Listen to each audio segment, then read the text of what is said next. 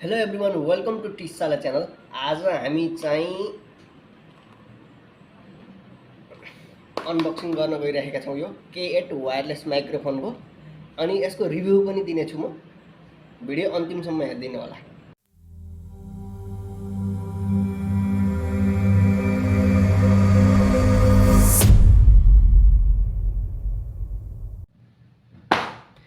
So यो रहेको छ हाम्रो K8 वायरलेस माइक्रोफोन। अब यसलाई अनबक्सिङ गरौँ।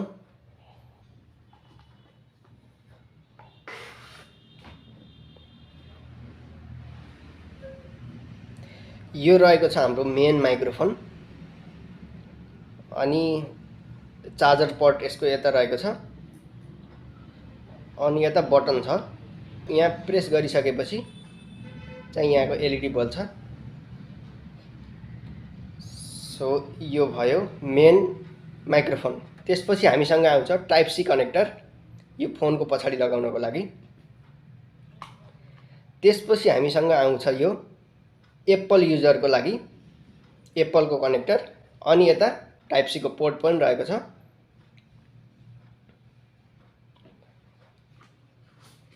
अनि यो चाहिँ चार्जर, यो पनि टाइप सी चार्जर हो। चार्जर टाइप सी चार्जर हो यो। त्यसपछि फाइनली छ हामीसँग युजर म्यानुअल। यो त खासै कसैले पढ्छ जस्तो मलाई लाग्दैन। सो यसमा छ लाइभ सो, इन्टरभ्यू अनि ब्लग, सर्ट भिडियोज लेखिरहेको छ यहाँ।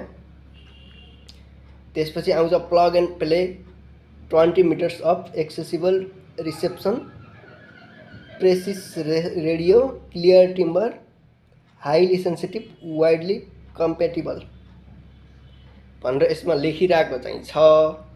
एउटा कुरा के भने चाहिँ यो यसको प्राइस मैले दराजमा हेरिरहेको थिएँ।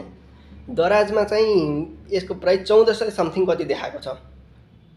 सो यदि तपाईँ यो किन्दै हुनुहुन्छ भने चाहिँ एकचोटि बाहिर बुझ्नु होला, किनकि मैले यो बाहिरबाट लिएको हो। मलाई बाहिर चाहिँ अलि सस्तो पर्यो दराजमा भन्दा।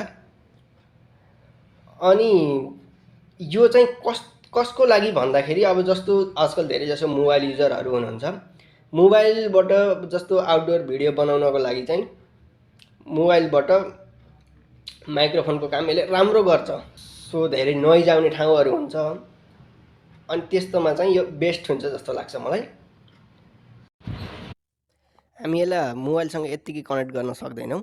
त्यसको लागि हामी पहिला मोबाइलको सेटिङमा जानुपर्ने हुन्छ। यहाँ सेटिङमा तल स्क्रल गर्दै गइसकेपछि सिस्टम सेटिङ भनेर आउँछ। सिस्टम सेटिङमा जाने अनि तल स्क्रल गरिसकेपछि ओटिजी कनेक्सन भनेर आएको हुन्छ। यसलाई अन गरिदिनुपर्छ। सो यसलाई अन गरेर अनि मोबाइलको चार्ज गर्ने ठाउँमा ज्याक लगाइसकेपछि पावर अन गरेर यो कनेक्ट हुन्छ।